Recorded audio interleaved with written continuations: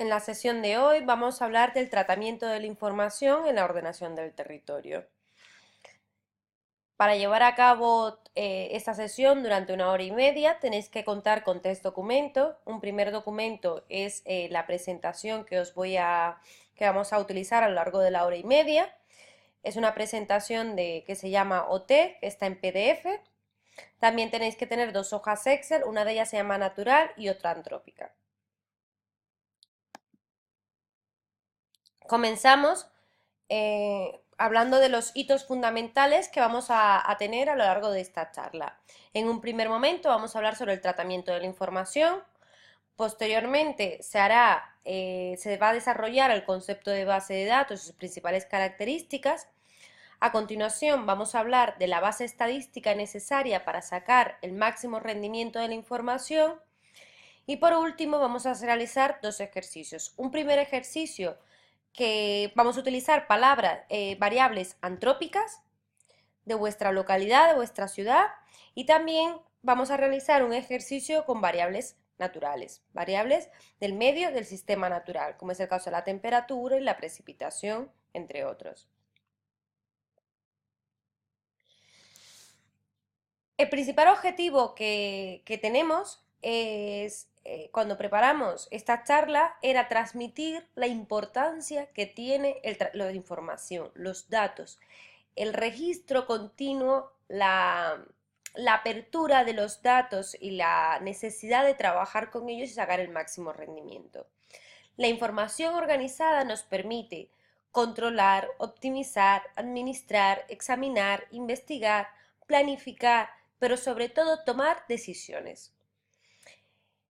Este tipo de tratamiento de la información de una manera organizada y estadística puede ser útil tanto en el ámbito financiero como en el sector público, así como en la investigación. Y os pongo unos ejemplos que actualmente están muy de moda, pero sin embargo han sabido sacar el máximo rendimiento. Es el caso de Google, el caso de Facebook. Son dos plataformas que continuamente están recibiendo información nuestra, información sobre nuestras consultas, información sobre nuestros comentarios, sobre nuestra publicación. Estos millones de datos que reciben en días les permiten a ellos sacar conclusiones generales. ¿Cuáles son las cosas que nos gustan? ¿Cuáles son las tendencias? Y van mejorando, se van perfeccionando y se van adaptando y personalizando a nuestro gusto gracias a esa recopilación de información y el trabajo estadístico que hay detrás. Hay que tener en cuenta que la extracción de información implícita en los datos se debe realizar mediante la estadística y siempre ayudado de una representación gráfica de los mismos. En líneas generales, cuando trabajamos con un conjunto de datos, hay que seguir un proceso determinado. En un primer momento tenemos que tener claro cuáles son nuestros objetivos de estudio. También tenemos que saber si contamos de dónde provienen estos datos, cuál es la fuente de información. Os pongo, por ejemplo, el caso de una escala grande, ¿vale? Como puede ser la Unión Europea, que está compuesta por una serie de naciones y este organismo superior tiene agencias que se encargan de la recopilación de datos. De tal manera que si yo estoy trabajando, por ejemplo, en un ámbito nacional, tengo que tener en cuenta que por encima de mí hay un organismo superior que tiene información que quizás me puede interesar. O, por ejemplo, si estoy trabajando en un ámbito local, regional, por encima de mi ámbito local hay un ente superior, que es la nación, que contiene información sobre el área de estudio. Una vez que tenemos los datos, consiste el siguiente proceso, es la creación de esta base de datos. Y para ello lo que tenemos que hacer es organizar la información, tener en cuenta cuál es la información que necesitamos y eliminar la redundante, que eso iría en otro apartado. Y aquí hablo de la creación de los metadatos, es decir, la información relacionada con los datos. Por ejemplo, hay que recopilar de dónde salen los datos, que posteriormente habrá que informar en ese trabajo que estamos realizando. O también tenemos que tener en cuenta pues, el sistema de coordenada si estamos trabajando con información espacial.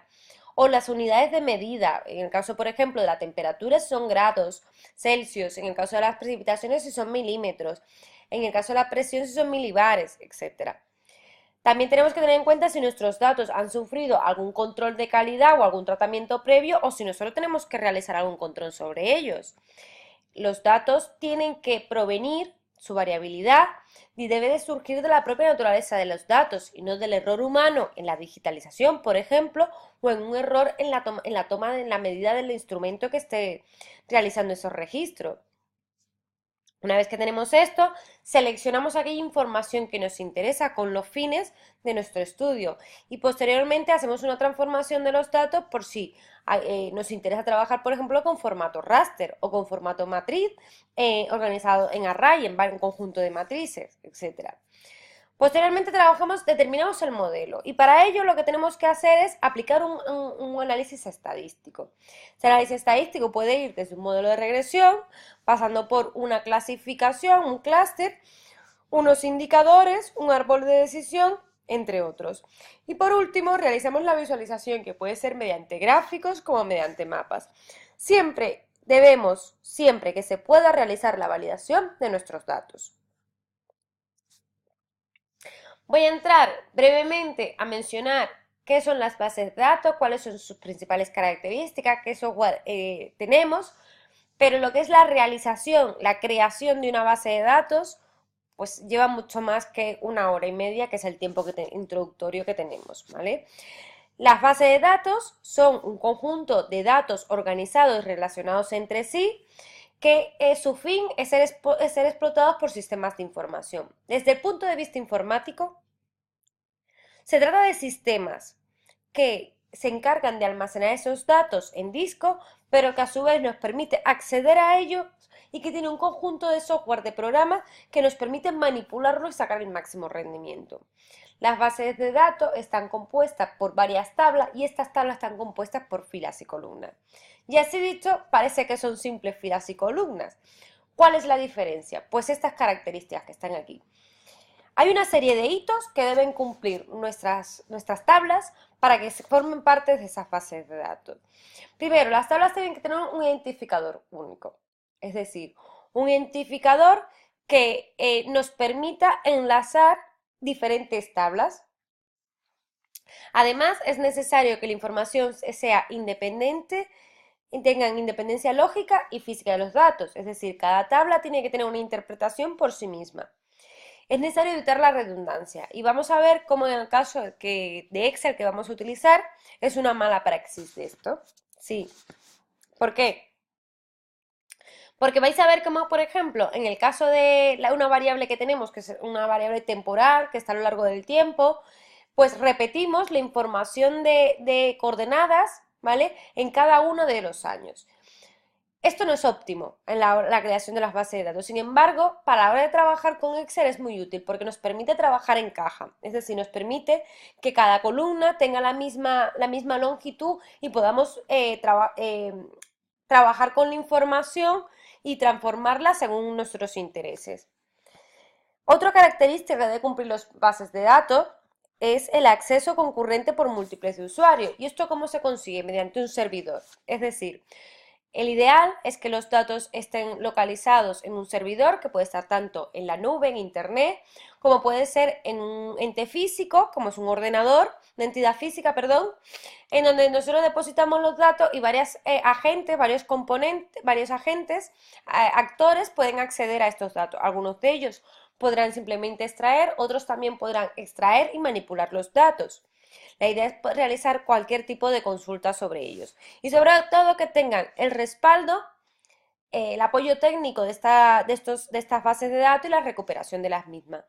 El acceso a estas bases de datos, a los datos que contiene, se hace mediante un lenguaje de programación, por ejemplo el SQL.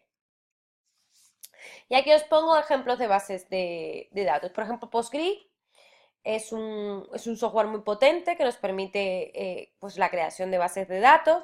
También os pongo el ejemplo de software estadísticos, como puede ser el caso de SPSS. Hay un software que creo que es muy potente, que se llama R. Lo que pasa es un lenguaje de programación, no es un interfaz donde amigable donde fácilmente podemos ir al menú y seleccionar la pestaña que deseamos. Sin embargo, tiene una librería, una función que se llama Recommender, que dispone de esta serie de menú y nos facilita el acceso a los estadísticos. Por último, en esta primera parte, vamos a hablar de una base estadística, ¿no? Que es importante tener en cuenta. No vamos a entrar en detalle, pero porque el tiempo es breve y en un futuro ya entraríamos a dilucidar qué es cada apartado, pero en líneas generales quiero que hay una serie de cuestiones importantes. Primero, tenemos que saber con qué datos estamos trabajando. Tenemos que ser muy, muy rigurosos con esto y saber si estamos trabajando con datos categóricos o estamos trabajando con datos cuantitativos. Si disponemos de una variable o un conjunto de variables.